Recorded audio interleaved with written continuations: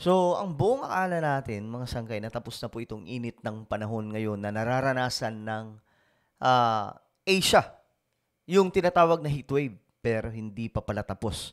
Doon kasi sa India ngayon, hindi na halos makalabas yung maraming tao doon dahil sa tumitinding init ng panahon. Alamin nga po natin ang balitang ito.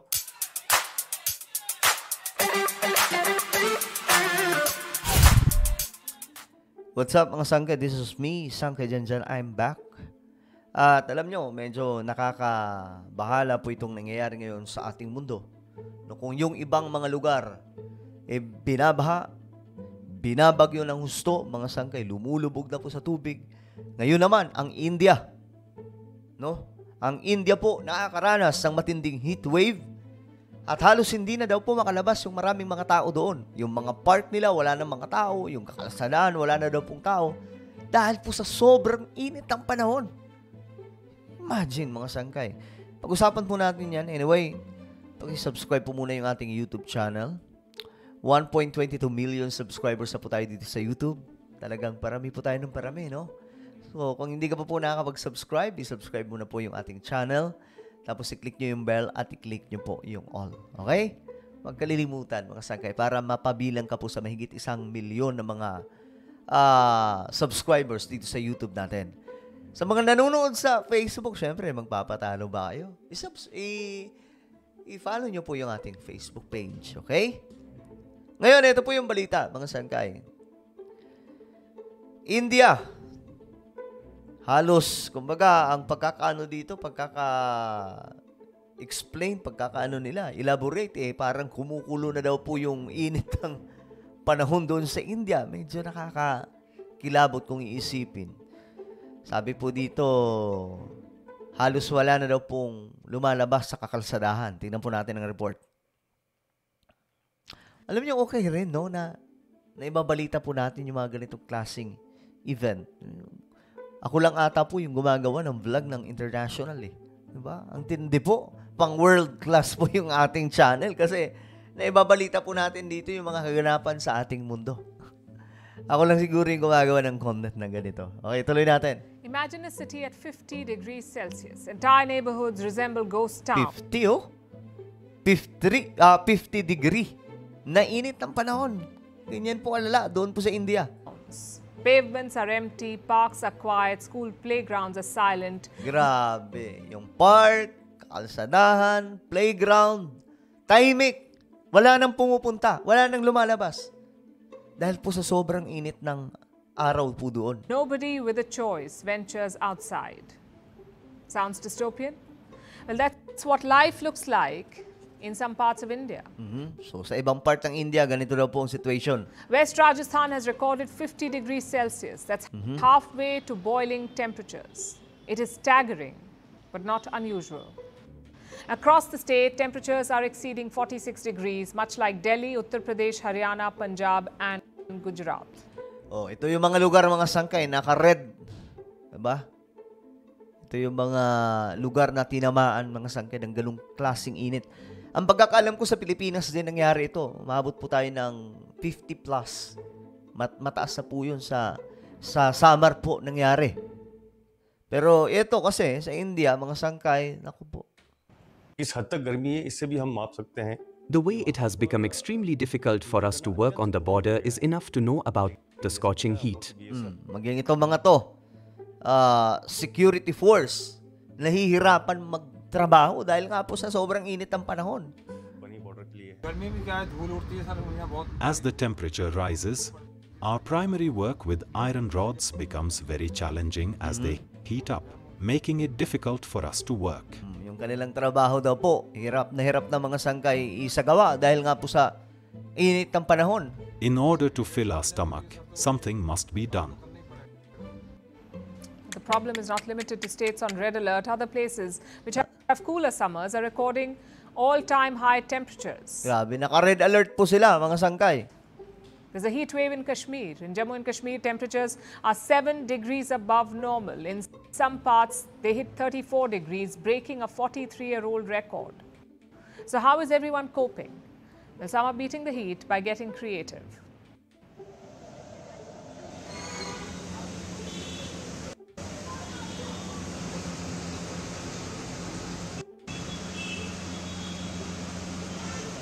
Ano yan? Ito yung ano nila. Others are going back to the basics, even if that means trespassing. Ayun, yun. Tingnan yung mga sanggay. Maging yung mga unggoy, no?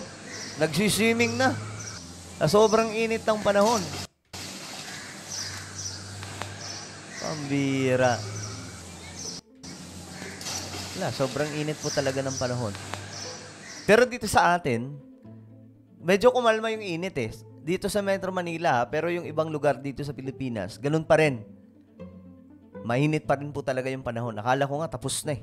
Kasi may bagyo na pumasok na sa Pilipinas, di ba? Pero hindi pa rin. Kahit doon sa amin, doon sa Samar, wala, hindi pa rin po inuulan ng ganong kagrabe.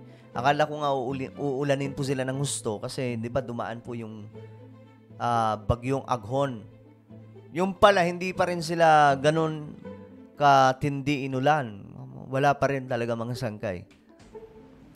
But if you zoom out a little, you will see that intense heat is not limited to India. It is stifling the entire globe this year. In the southern hemisphere, there's an unusually warm winter. In the northern hemisphere, there is a record-breaking hot summer. Asia and Africa... Grabe, yan pa oh. Yan po yung mga bansa kasama po ang Pilipinas na nakakaranas po ng heat wave up to now. Kaya nga po may nabasa po akong post. Sabi po niya, kung yearly tumataas po ang init ng panahon, ano ang Earth? Ano tayo sa 2030? Ano ang mundo sa taong 2030? Di ba nakakatakot kung iisipin? Just imagine gaano kainit yun. Marami pong glaciers ngayon ang tunaw na. Yung glaciers, yan po yung aircon po natin, yung mga yelo na yan. Yan po yung aircon ng buong mundo. Kahit hindi po tayo kasama sa mga bansa na nagkakaroon ng snow. Pero damay po tayo mga sangkay pagdating po sa mababang temperature. Pero ngayon, mukhang iba na po ang sitwasyon. Dahil po yung climate change ay abnormal dulot po ng global warming. So nagdudulot po ito ng massive destruction ngayon sa ating planeta. And many Filipinos, hindi po nila alam ito. Mas alam pa po nila yung mga K-drama, mas alam pa po nila yung mga karakter ng mga palabas na pinapanood nila, mga issue ng mga artista, not knowing na ang ating mundo ngayon ay nanganganib dahil po sa nangyayaring climate change. Pero syempre, dito sa ating channel, yung mga solid sangkay na talagang lagi pong tumututok dito, hindi po mangmang sa ganitong klaseng usapin. Alam po natin na ito ang nagaganap ngayon sa ating planeta. Diba? Okay, tuloy po natin. Are the worst hit. Myanmar, Laos and Vietnam broke records for hot days. So did South Africa, Gabon, Kenya and South Sudan. The Philippines experienced its hottest night ever. In parts of Pakistan, temperatures are rising above 52 degrees. Grabe, no? Look at that, mga sangkay. Hindi lamang po India. Okay? Hindi lamang India ang nakakaranas nito. Iba't ibang mga bansa hanggang ngayon. People are bathing in water tanks, deserting streets and closing shops at midday. Maraming mga business yung nagko-close dahil sa init ng panahon. Customers are not coming because of extreme heat. I sit idly at the restaurant with these tables and chairs and without Sa Pakistan naman ito, mga sangkay. any customers. I take baths several times a day, which brings me a little relief. Also, there is no power. The heat has made us very uneasy. The heat wave is roasting Cambodia. It has hit the famed Kampot pepper harvest. Cambodia naman ito, mga sangkay. Grabe, tingnan nyo. Mga punong kahoy ba ito na natuyo na dahil po sa init ng panahon? Ay, oo nga, mga sangkay. Mga ano to, mga pananim sa farm. Grabe, tingnan nyo, oh. Wala na, hindi na napakinabangan. Nung pumunta nga akong Bohol nakaraan, kitang-kita kung mga sangkay. Face to face na nakikita po namin na yung mga bulubundukin, yung mga burol-burol na mga doon po sa Chocolate Hills. Sunog na po dahil po sa init ng panahon. Patuloy lamang po ito mga sangkay na hindi na po biro ngayon yung init.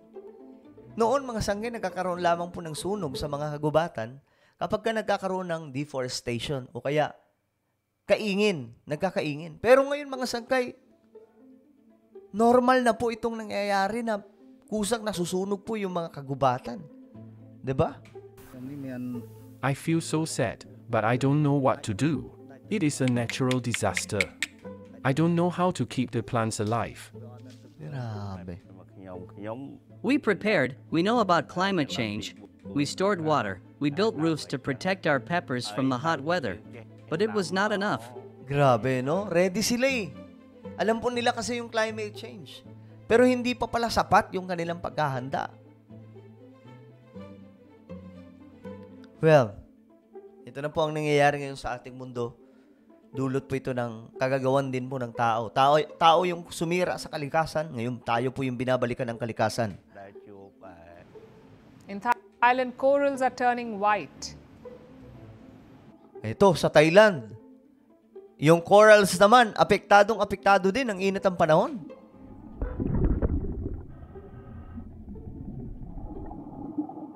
Grabe, no? So, ito po yung nangyayari ngayon sa ating mundo na dapat alam po natin ang lahat ng ito. Aware po tayo. At alam nyo, itong init ng panahon, yearly, tumataas. So, anong meron sa 2030 na sinasabi ng mga scientists na unang taon, 2030, na hindi na mapipigilan itong climate change? Grabe. So, ano po ang inyong komento tungkol po dito? Para mga tao doon sa India, hindi na rin po makalabas mga sangkay sa init ng panahon. Comment nyo po sa ibaba ang inyong mga opinion. Meron po akong isang YouTube channel, Sangkay Janjan Daily. I-subscribe nyo po ito mga sangkay. Hanapin nyo po sa YouTube. Okay, nag-upload po ako dito ng mga video na mga ganap po natin sa buhay, no? At mga pampag-good vibes na mga video. So, hanapin nyo po ito sa YouTube, then click the subscribe, click the bell, and click all. Ako na po ay magpapaalam. Mag-iingat po lahat. God bless everyone.